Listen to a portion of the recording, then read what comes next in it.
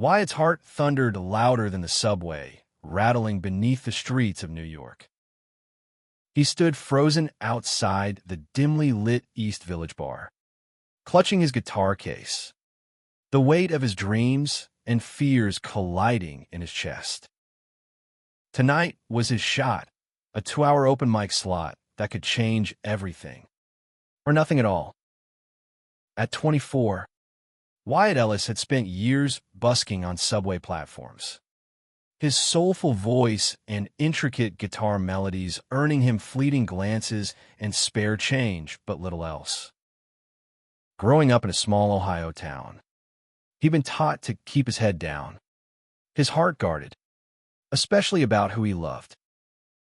But New York was different, vibrant, chaotic, accepting, and it had called to him like a siren song since he was a teenager sneaking listens to Bowie and Queen in his bedroom. He pushed open the bar's heavy door, the scent of whiskey and worn leather hitting him as he stepped inside. The stage was small, a single spotlight casting a warm glow over a battered microphone stand. The crowd was a mix of hipsters, musicians, and late-night wanderers, their chatter a low hum. Wyatt's pulse quickened. This was the Blue Note, a legendary spot where unknowns had become somebodies. He scanned the room, searching for a familiar face, but found none. His roommate, Lila, had promised to come, but her shift at the hospital had probably kept her. As he signed in with the MC, a lanky guy with a man bun, Wyatt's eyes caught a figure at the bar. The man was striking, broad shoulders, a maroon sweater hugging his frame, and a smile that seemed to light the room. He was chatting with the bartender, his laughter warm and unguarded. Wyatt's breath hitched. He wasn't here to get distracted, but something about this stranger felt like a melody he hadn't yet played. "Wyatt Ellis, you're up in 10, the MC called, snapping him back to reality. He nodded, his fingers tightening around his guitar case. He found a corner to tune his strings, each pluck a small anchor grounding him. Music had always been his refuge, the one place where he could be unapologetically himself. Growing up gay in a town where different was a dirty word, he'd learned to pour his truth into chords and lyrics, hiding his heart in plain sight. The MC's voice boomed. Next up, Wyatt Ellis. The crowd offered polite applause as Wyatt stepped into the spotlight. His hands trembled as he adjusted the mic, but the moment his fingers brushed the strings, the world fell away. He started with a slow, haunting ballad about a boy chasing stars in a sky that refused to shine for him. His voice, raw and soulful, carried the weight of years spent silenced. Halfway through his set, he glanced up and saw him, the man from the bar, now leaning against a pillar, watching intently. Their eyes locked, and Wyatt's voice faltered for a split second. The stranger's gaze was steady, curious, and something else, something that made Wyatt's heart skip like a scratched record. He pushed through, letting the music carry him, but the stranger's presence lingered like a note held too long. After his set, Wyatt stepped off the stage, sweat beading on his forehead, the crowd's applause still ringing in his ears. He felt alive, electric, like he just sung his soul bare. As he packed up his guitar, a voice broke through the noise. That was incredible. Wyatt turned to find the stranger from the bar, standing there, a glass of bourbon in hand. Up close, he was even more striking, golden skin, warm brown eyes, and a smile that felt like a secret shared. "Thanks," Wyatt managed, his throat dry. "I'm Wyatt. Ezra," the man replied, extending a hand. His grip was firm, warm, and lingered just a moment too long. "You got a gift, Wyatt. That song about the stars? It hit me right here." He tapped his chest, his eyes never leaving Wyatt's. Wyatt felt his cheeks flush. "Just something I wrote a while back."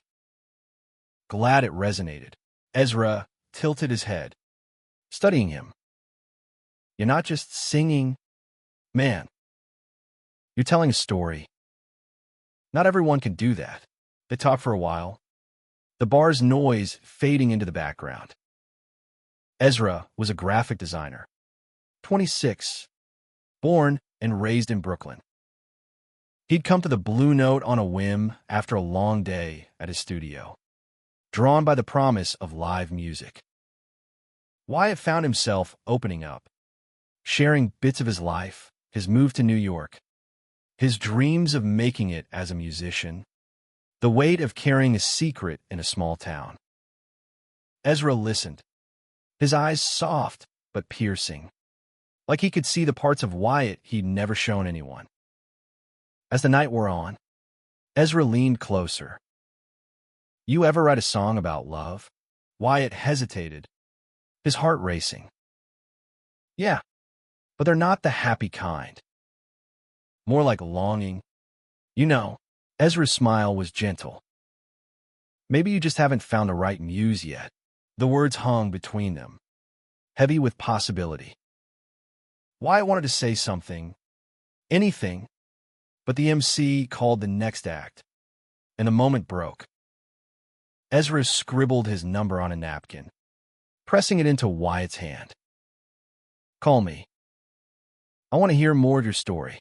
Wyatt clutched the napkin as Ezra disappeared into the crowd, his heart a tangled cord of hope and fear. He didn't know it yet, but that night at the Blue Note was the first note in a ballad that would change his life. The napkin with Ezra's number burned a hole in Wyatt's pocket for 3 days. He'd stare at it during his shifts at the coffee shop, tracing the digits with his thumb, debating whether to call. What if Ezra was just being polite? What if this was another fleeting moment, like so many others in his life? New York's autumn was in full swing, the streets alive with amber leaves and the hum of possibility. Wyatt's tiny apartment in Bushwick, shared with Lila, was a mess of sheet music and half-empty coffee mugs. Lila, a nurse with a sharp wit and a heart bigger than the city, noticed his distraction. "You've been staring at that napkin like it's a winning lottery ticket," she teased, tossing her scrubs into the laundry. "Just call him, Wyatt. What's the worst that could happen?" He called. Ezra's voice on the other end was warm, like a chord struck just right. They agreed to meet at a small jazz club in Harlem, a place Ezra swore had the best live music in the city. Wyatt arrived early, his nerves jangling like loose strings. He wore his favorite navy blazer, hoping it made him look less like the small-town kid he still felt like. Ezra showed up in a fitted gray sweater, his presence commanding yet effortless. They grabbed a table near the stage, the air thick with the scent of bourbon and anticipation. The band played a sultry rendition of Blue and Green, and Wyatt felt the music wrap around them like a cocoon. "You ever think about how music says what words can't?" Ezra asked, his eyes reflecting the stage lights. "Like, it's this universal language, but it's also so damn personal." Wyatt nodded, his guard lowering. "That's why I write. It's the only way I can say what's really in here." He tapped his chest, echoing Ezra's gesture from a bar. They talked for hours, the conversation flowing like a melody. Ezra shared stories of growing up in Brooklyn, the son of a Jamaican immigrant mother and a Jewish father, navigating a world that didn't always know what to make of him. Wyatt opened up about Ohio, the whispers behind his back, the way he'd learned to hide his heart until he couldn't anymore. As the night wound down, Ezra reached across the table, his fingers brushing Wyatt's. The touch was electric, a spark that made Wyatt's breath catch. "I'm glad you called," Ezra said, his voice low. "I wasn't sure you would. I almost didn't," Wyatt admitted, his voice barely above a whisper. "But I'm glad I did too." They left the club, the cool night air a sharp contrast to the warmth of their connection. Walking through Harlem's quiet streets, their shoulders brushed, and Wyatt felt a pull he couldn't ignore. At a street corner, Ezra stopped, turning to face him. "You're different, Wyatt. Not just your music. You." Before Wyatt could respond, Ezra leaned in, his lips brushing Wyatt's in a kiss that was soft, tentative, then deepening with a quiet urgency. Wyatt's world tilted, the city fading until it was just them, two hearts finding rhythm in the chaos. The next few weeks were a whirlwind. Wyatt and Ezra fell into an easy rhythm, coffee dates in Williamsburg, late-night walks along the Hudson, stolen kisses in crowded subway cars. Wyatt's music began to change, his songs infused with a new lightness, chords that danced instead of mourned. He wrote a song for Ezra, though he hadn't yet found the courage to play it. But beneath the joy, a shadow lingered. Wyatt hadn't told Ezra everything, not about the letter from his parents, tucked away in his drawer, demanding he come home and fix himself, not about the fear that this happiness was too fragile, too good to last. He pushed the thoughts down, focusing on the present, on Ezra's laugh, on the way their hands fit together. One evening, as they sat on a rooftop overlooking the city, Ezra turned to him, his expression serious. "Wyatt, what's holding you back? I see in your eyes, sometimes, like you're waiting for the other shoe to drop." Wyatt's throat tightened. He wanted to tell Ezra everything, to lay his fears bare, but the words wouldn't come. Instead, he leaned in, kissing Ezra softly, hoping it said what he couldn't. The letter from Wyatt's parents sat like a stone in his chest. He'd found it waiting in his mailbox a week after his first date with Ezra, its words sharp and unyielding. "We heard about your lifestyle. This isn't who we raised you to be. Come home, Wyatt. We can help you." He hadn't told anyone, not even Lila, but the weight of it grew heavier each day, threatening to drown out the music in his heart. Ezra, meanwhile, was a burst of light in Wyatt's world. They spent evenings exploring the city, dancing at underground clubs in Bushwick, sharing gelato in Little Italy, laughing until their sides ached. Ezra's confidence, his unapologetic way of living, captivated Wyatt, but also scared him. Ezra was out, proud and unafraid, while Wyatt still carried the shame of a town that had never accepted him. One night, at Ezra's loft in Dumbo, Wyatt sat cross-legged on the floor, strumming his guitar while Ezra sketched at his desk. The loft was a vibrant chaos of art supplies and vinyl records, a reflection of Ezra's boundless creativity. Wyatt played a soft melody, one he'd been working on for weeks, the notes laced with longing and hope. Ezra looked up, his pencil pausing. "That's new. What's it about?" Wyatt's fingers stilled. "It's about finding something you didn't know you were looking for." He hesitated, then added, "It's about you." Ezra's face softened, and he crossed the room, sitting beside Wyatt. "Play it for me." Wyatt's heart raced, but he nodded, letting the song spill out.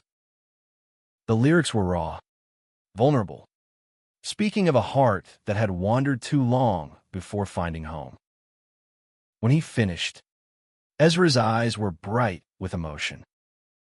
"That's beautiful, Wyatt," Ezra said, his voice thick. "You're beautiful."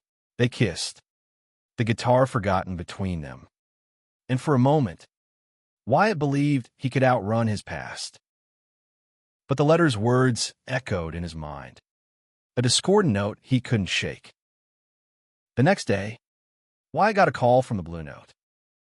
They wanted him to perform a full 2-hour set, a chance to headline for a bigger crowd. It was the break he'd been dreaming of, but the timing felt like a cruel twist. His parents' letter had rattled him, stirring doubts about who he was and what he deserved. He told Ezra about the gig over dinner at a cozy diner in Chelsea. Ezra's face lit up. "This is huge. Wyatt, you're going to kill it." Wyatt forced a smile, his stomach churning. "Yeah, I hope so." Ezra reached for his hand. "What's wrong? You've been off lately." Wyatt wanted to tell him about the letter, about the fear that clawed at him, but the words caught in his throat. Instead, he squeezed Ezra's hand. "Just nerves. This gig's a big deal." Ezra didn't push, but his eyes held a quiet concern. They spent the rest of the night planning Wyatt's set list, Ezra suggesting songs that showcased his range. As they walked home, Wyatt felt a flicker of hope. Maybe this gig could be a turning point, not just for his career, but for the courage to face his past. But the night before the performance, everything unraveled. Wyatt's phone buzzed with a call from his mother. Her voice was cold, laced with disappointment. "We're coming to New York. Wyatt, we need to talk about your choices." The call left Wyatt reeling, his carefully built world cracking at the seams. He didn't tell Ezra, didn't know how to. Instead, he threw himself into preparing for the gig, hoping the music would drown out the noise in his head. The night of the gig arrived, and the Blue Note was packed. The crowd buzzed with anticipation, their energy a live wire that both thrilled and terrified Wyatt. He stood backstage, guitar in hand, his navy blazer swapped for a black leather jacket that Ezra had insisted made him look like a rock star. Ezra was in the front row, his smile a beacon in the sea of faces. Wyatt clung to that image as he stepped onto the stage, the spotlight hot on his skin. He opened with a high-energy song, his voice soaring, the crowd swaying with him. For the first hour, he was untouchable, the music carrying him above his fears. But then he saw them, his parents, standing stiffly near the back, their faces unreadable. His voice faltered, the notes souring. The crowd didn't notice, but Ezra did, his brow furrowing. Wyatt pushed through, his fingers clumsy on the strings. He couldn't shake the weight of their presence, the letter's words echoing. "This isn't who we raised you to be." During a break, Ezra slipped backstage, his hand finding Wyatt's. "You okay? You look spooked up there." Wyatt's throat tightened. "My parents, they're here."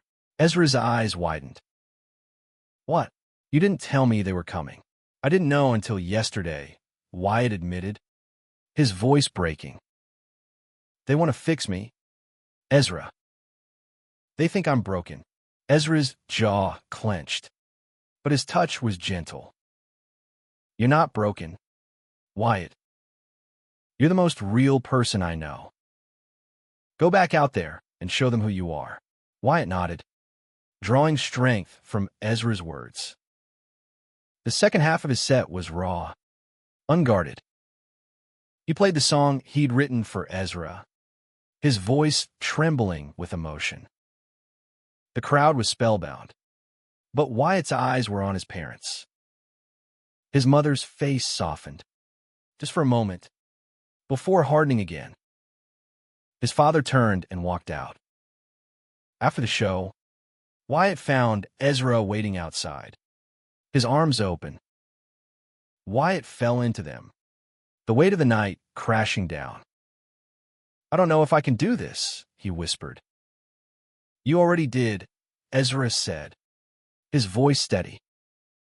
"You sang your truth. That's more than they'll ever understand." But the confrontation with his parents loomed. They were waiting at a nearby cafe, and Wyatt knew he couldn't avoid them. Ezra offered to come, but Wyatt shook his head. "I need to do this alone." At the cafe, his parents sat rigid, their disapproval palpable. "This isn't you, Wyatt," his mother said. "This lifestyle. It's a sin." Wyatt's hand shook, but he met their gaze. "This is me. I'm gay, Mom. I love Ezra. And I'm not going to let you or anyone else make me feel ashamed of that." His father's face was stone. "You're choosing this over your family." "No," Wyatt said, his voice steady now. "I'm choosing myself."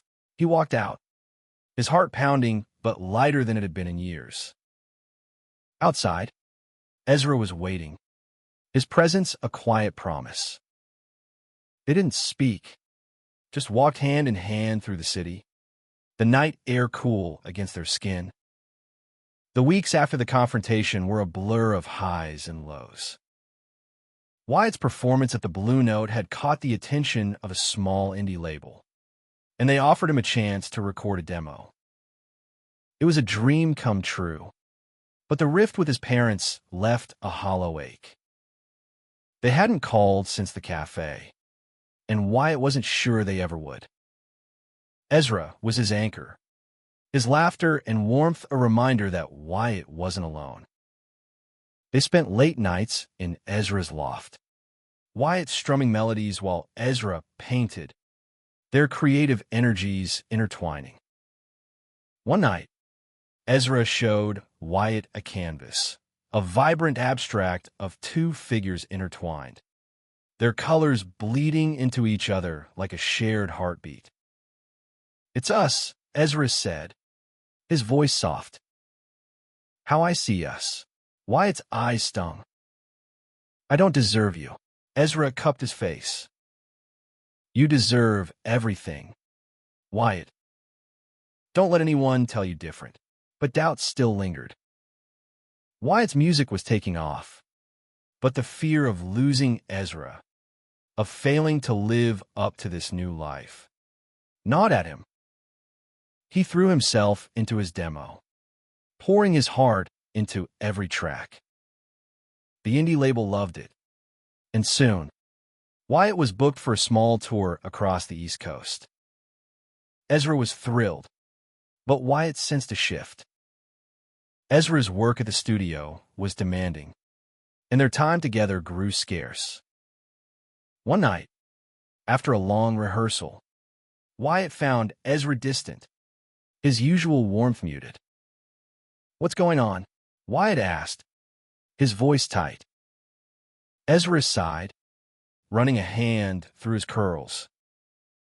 "I'm happy for you, Wyatt. I am. But this tour is going to take you away. And I'm scared we're moving too fast. Or maybe not fast enough." Wyatt's heart sank. "Are you saying you want out?" "No," Ezra said quickly, his eyes fierce.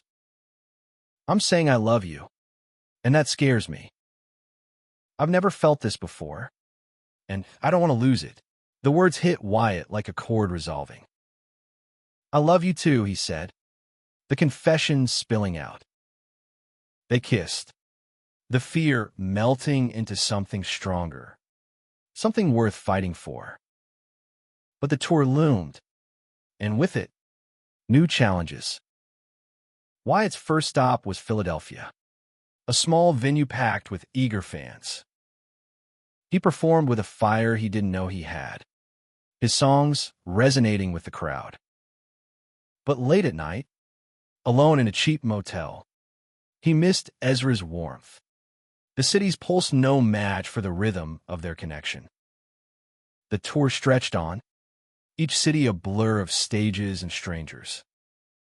Wyatt's music connected with audiences, his songs about love and self-discovery striking a chord. But the distance from Ezra weighed heavier with each mile.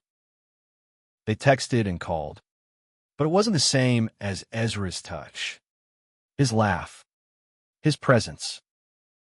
In Boston, Wyatt got a call from Lila. "Your parents showed up at the apartment," she said, her voice tense. "They wanted to see you. I told them you were on tour, but they left something for you." When Wyatt returned to New York, he found a small package waiting. Inside was a photo of him as a kid, strumming a toy guitar, his smile wide and unguarded. A note from his mother read, "We're trying to understand. We love you." Wyatt, the words broke something in him, a mix of hope and pain. He called Ezra, needing to share this, needing him. Ezra came over, and they sat on Wyatt's bed, the photo between them. "They're trying," Wyatt said, his voice thick. "I didn't think they ever would." Ezra pulled him close. "You're worth it, Wyatt. You always were." The tour's final show was back at the Blue Note, a full-circle moment. The crowd was bigger this time, the energy electric.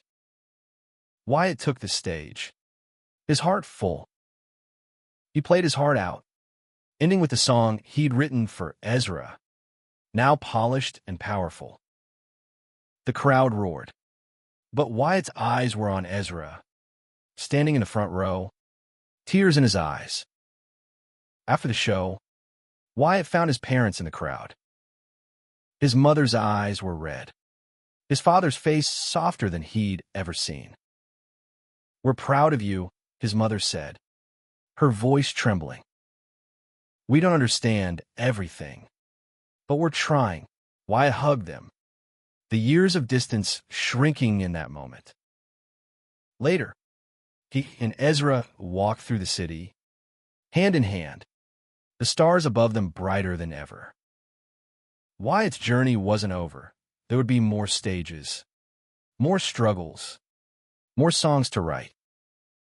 But with Ezra by his side and his truth laid bare, he knew he could face anything.